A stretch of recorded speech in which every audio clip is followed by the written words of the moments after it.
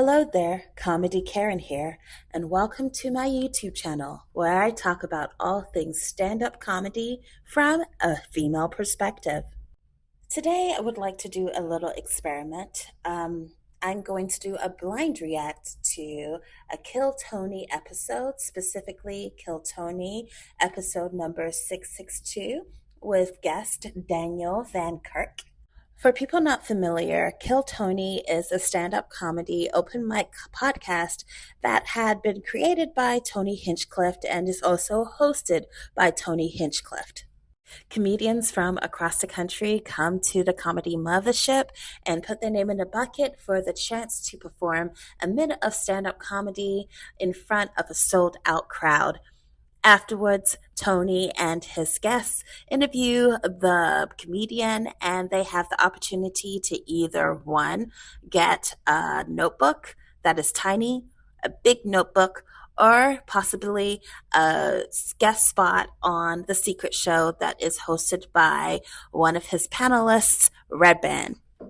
Now, I must be transparent in saying that I have a love-hate relationship when it comes to the Kill Tony show. I love the show because it's a great concept. I feel like Tony Hinchcliffe does a fantastic job of hosting and running the show. The show is conducive to having hilarious and spontaneous moments that you can capture in stand-up comedy. However, there are sometimes jokes that I think are not funny at all, are revered as the best of the best, and it's confusing. The crowd that is drawn to Kill Tony is probably the crowd that I would not hang around. However, it is a really good show, and a lot of the times when I watch the show, I really want to talk about it. So I decided that I am going to talk about it with you guys. You're welcome. So let's get started. In these videos, I am going to watch the bucket pulls. I'm going to tell you why or why not I liked their jokes. In the minute, I'm going to rate them.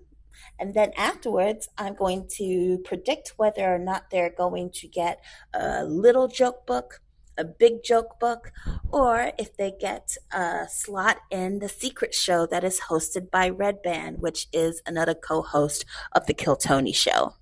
Okay, I've done too much talking, so let's go ahead and get started.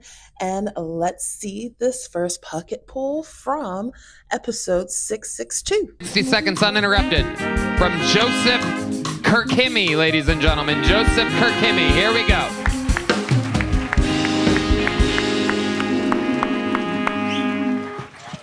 What's up, everyone? I'm half Middle Eastern, half white. Just thought I'd solve the mystery for everyone.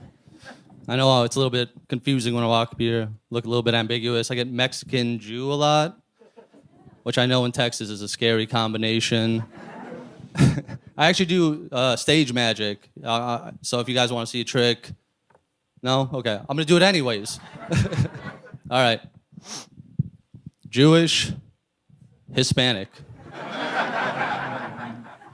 I mean, on stage that trick's whatever, but at the bank, that trick, it works. Like, your loan's been denied, approved. My girl, me, been together for a little bit. My favorite thing about her, she does OnlyFans. Yeah, it's cool because anyone can subscribe to their profile and pay them to do a custom video. Anyone can do that. And I don't have enough time to finish this joke, so I guess now you know my girlfriend does OnlyFans. That's it. Go ahead, finish it, Joseph. I was gonna say, so she came up to me a couple weeks back. She was like, this guy subscribed to my profile, and he paid me to make a video where I suck your dick and make you a sandwich. And he was really specific about the ingredients. It's like, that's wild, but I really want that roast beef sandwich on rye. That would be... All right, thanks, everyone. Joseph. This set was kind of on the lower tier in my personal opinion. First of all, his presence on stage, he still needs to work on it. It's clear he's not very sure of his jokes. He seemed nervous and kind of apologetic about the things that he was about to say, which makes it not so enjoyable for the crowd. That's something that most comedians need to look out for. For the first half of his set, it was just him talking about himself. He didn't have any punchlines whatsoever. His first punchline came when he showed his nose to differentiate himself from being Mexican and Jewish, which I guess is kind of funny. I'll give him that. And it got a pop from the crowd. So I guess that works. However, it took a while to get there. And especially when you have a minute, you have to use every single second to get the crowd going. When he moves into his girlfriend doing OnlyFans, those jokes weren't fun that joke was not fun because you can tell that he does not have a strong perspective yet about his girlfriend doing OnlyFans. He does look like he's pretty pleased with himself to have a girl that is hot enough to do OnlyFans in a sense. I like the fact that he tried a switcheroo joke. However, it was not executed in a way that made it unexpected for the audience. And also, it wasn't done with confidence, so it kind of failed. I I'm really glad that Tony Hinchcliffe asked him to finish the joke because I always like to know what exactly he had cooking. But the way he performed it, it wasn't ready and he shouldn't have performed it yet. However, he did it, and it could have worked if he performed it with more confidence and he had arranged a few of the words so that the punchline really hit. But he did it. From just the jokes alone, I'm going to give him a 2 out of 5 because he did have like a joke or two in there.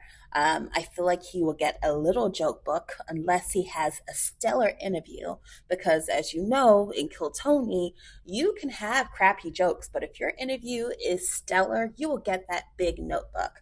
He will not get an invite from Red Band. He doesn't deserve it, but let's see how this interview goes.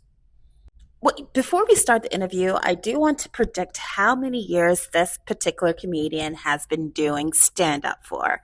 My prediction is that he has been doing this for 6 months to a year, or maybe 18 months. I feel like he's been on the open mic circuit. He's been getting some jokes in, but he's not in the groove yet. Joseph Kirkimi, welcome to the show. How long have you been doing stand-up comedy? About 3 years. 3 years. 3 Mostly years? Tampa. Good Tampa, Lord. Florida. That's where you live. To do better. That's right. Used to live. I moved here recently. Okay, how recent did you move to Austin, Texas? Like 2 weeks ago. Nice. Yeah. How do you like? Dang, and I know he moved to Austin, Texas because he was there for the comedy scene. When Joe Rogan moved to Austin, then a whole bunch of people followed suit. And all those people that decided to move to Austin, Texas, they're claiming that Austin is the new comedy capital of the world. And let me tell you right now, that is absolutely not true. It's not. However, it is a place for incels and people that want to do racist jokes can go to because that is the people that are moving there currently. Regardless, bless this man's heart. The good news is him being in Austin, he's going to get to go to a lot of open mics and hopefully he can grow. But if he had moved thinking that he was going to get visibility immediately, it was not the time because he is not ready, obviously. Like it? I like it. Yeah. No, it's Yep. cool. A lot of comics, a lot of cool people. Definitely. It's all going on out here. How do you make a living? I'm a software engineer. Oof. All right. Bored. Yeah, well, right now, I'm an unemployed software engineer. So. All right. Well, I'm sure that'll work out for you. I hope so. Daniel Van Kirk, what do you think about this young buck? I thought you did good. You double tap the identity joke. Like you get a laugh out of it and then you go for the profile. I'd probably move that up in front just a little bit. Like I would come up with this. Like I know you guys are trying to figure out who I am. Like if you look at me straight on, I'm this. But you look at me like this, I'm this. Like boom, like get to it right away. I agree. And then also, if you set up another plant in your OnlyFans, but like 2 things I love with my girlfriend, she makes great sandwiches and does OnlyFans. And then you go later and you say what the person's requested. That's going to be the callback hit for the audience as to what the joke was. Because otherwise you had to like string bet Look it. at that. Daniel Van Kirk. My goodness, that was so helpful. Daniel is clearly a comics comic and he takes his craft seriously. I've seen him live before once and he was great. And the fact that he was so helpful, that's kind of rare on Kill Tony. He really summed up what needed to be fixed in the jokes so that the comedian can go back and fix it and hopefully have a better set next time. I appreciate guests like this who drop comedy knowledge on the people that are performing. Making Joseph Kirkimi 400% funnier in 20 seconds. Absolutely incredible. Only because I care. Only because I care. Yeah, no, I appreciate it. And I That's don't know good if you're going to feedback. stab me or give me a loan. No. So I don't. Look at that. Lone stab. There's stab, stab, there's a but- loan. You never know. Lone stab. What a Great great band. steakhouse. You fucking Jim. You fucking beautiful Jim. So, Joseph, what's the other half Middle Eastern? Assyrian with an A in front. Yeah. Oh, my. Assyrian. Like a possum. Yeah. Just kind of sneak it in. I might use that now. I made Take it. Yeah, Like look, a we're possum. Take it. we're gonna write a whole different set for you. Yeah. Like after you do the profile joke, you're like, "Fuck you all, I'm John Turturro's kid." Like do that joke. Yeah. I'm Andy Sandberg after an airbag hits him in the face. Yeah. See that big loud laugh? I'm the guy that taught Patrick Swayze to move a penny. Go with that joke. Thank you. Good reference. Good reference. Great Anybody? reference. Go watch Ghost, Great you reference. fucking heathens. Yeah. It always amazes me, the comedians that can just go off the cuff and have so many ideas that are so funny. Like you can tell that both Tony and Daniel are both professionals because they gave some actually really good suggestions for this particular comic. I'm always in awe when people can do that stuff. Yeah, you're that guy. I get John Turturro a lot. Yeah. Yeah, for sure. Anyone with a big nose, I get. That's basically. Yeah, Gonzo. Yeah. I've got that. Yeah. I love it. I love it. So what do you do for fun, Joseph? I like to. Well, a lot of things. Video games, take ADHD medication, play video games. That's always fun. Okay. You're Yeah. talking about Adderall? Yeah, that one's good. Yeah. Yeah, you stay awake and you play video games. Good time. Yeah. How many mills you up to? What are you rocking right now? Dude, if you're less than 40, you're a bitch. No. bro. Yeah, dude. Yeah. I want you coasting all day, motherfucker. bro. Make me eggs at noon and midnight, dude. Not fun till your heart starts palpating. It's not fun till your heart starts palpating. That's what I say about video games. Abso-fucking-lutely.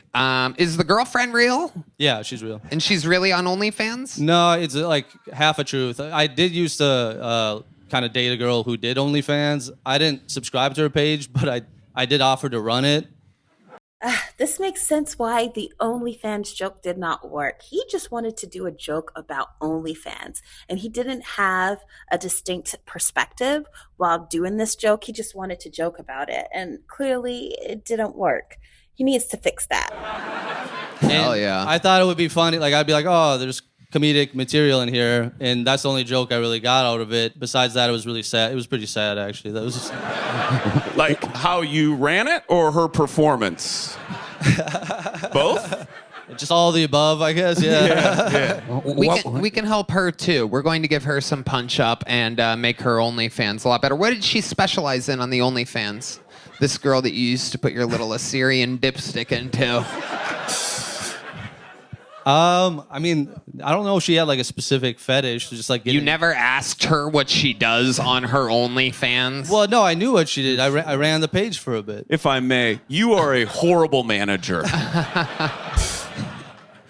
You just Took off her clothes. That was the I don't know. Getting took naked, off her clothes. Little feet stuff. I don't know. Ooh, feet stuff you don't know? But like, it wasn't like a heavy foot stuff. You know, it was light foot stuff. Whatever Hold that on. is. Talk slower. So she took her shoes off. She had little tiny feet. No, not specific. Like not that tiny. Just regular. They weren't like deformed, tiny, No, miniature feet. no. That's what They were I'm pretty into. average feet. I don't know. Okay. Red Band, did you What's her name on OnlyFans? That's not. There you go. Red Band. All right. Joseph, you are an interesting person. You are half Jewish. Is that correct? Or No. is that just a joke No. about your nose? Yeah, it's just about my nose. Yeah. Okay. I'm a Syrian, so like Christ came along and we said we'd rather do that than Like, we were Jews before. Right. Yeah. And then the Christians are like, we're going to fucking kill you. Yeah. And they're like, we can eat pork. And I'm like, I guess my ancestors were like, cool, let's do that. Fuck yeah. Are any of your parents still strict about the religion and everything? No, not really. I mean, like, they go to church every once in a while, but like the holidays and shit. So you do stand-up, you work in software, but you're unemployed. What about the wild side of Joseph Kirkimi? Give me something crazy that you do when you're not Adderalled out playing video games. Jesus fucking Christ. Whoa. Go ahead. Wild side of Joseph. Wild side. I don't know if I...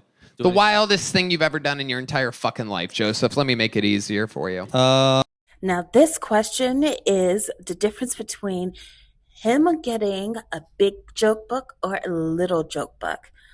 Tony is trying to set up this comedian for success. He wants him to say something funny and interesting that will entertain the crowd. And I do feel like Tony does a really good job of trying to get the comedians to come out of their shell to say very cool things. I just hope this comedian doesn't mess it up. The wildest thing I ever did in my life.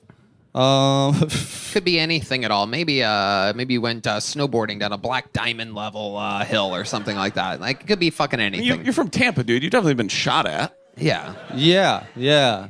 And I mean, I don't know if that's the wildest though. Being shot. Well, no one shot at me, but you know, Okay. it's been, the vicinity. You've been brandished. Brandis. We're trying to help you here. Come Yeah, up with yeah. something. I mean, you I have guess your the wildest- entire life to The reference. wildest thing that I can think of right now, and I guess I don't know why I'm saying this on this Perfect. show. That's the correct Yeah. answer, whatever that is. Go right ahead. And here we go. Who's ready for the answer of the question of 2 minutes ago? Here he is, live on a podcast with the answer we've all been waiting for, the wildest reference of his life. The lights come down. This is Joseph Kirkimi. All that.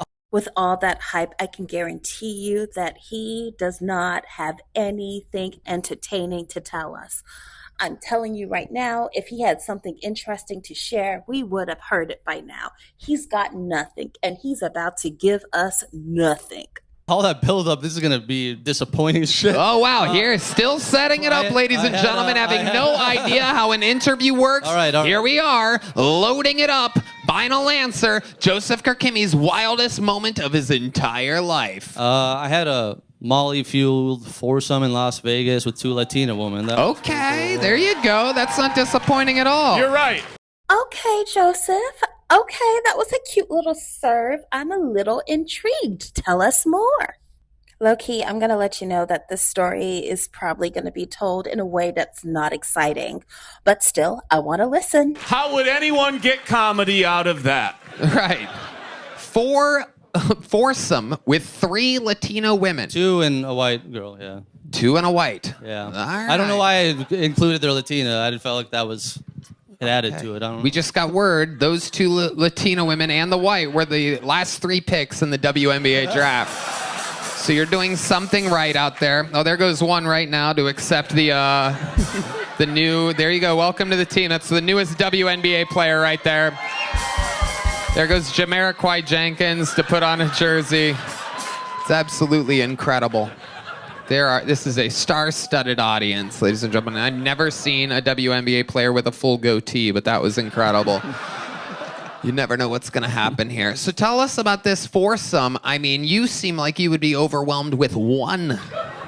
Let's just jump right into it. Vegas is crazy. Yeah. I don't know. Molly's a hell of a drug, I guess. It makes you think things are normal. What kind of feet these girls got? That's it.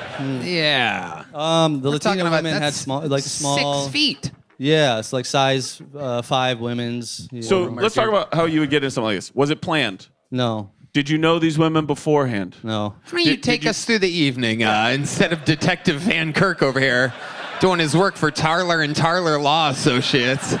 Just take us. How does it Give me a second. I can break them.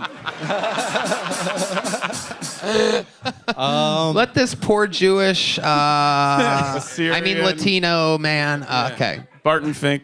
Yeah, I guess the evening was we went to a EDM concert, like you do when you're on Molly. And then we ran into the... Keep going. Oh, shit, that's for me. Okay. We ran. Welcome I was to like, show what the- business. Joseph Kirk. Oh shit, I'm I'm on stage. What is this?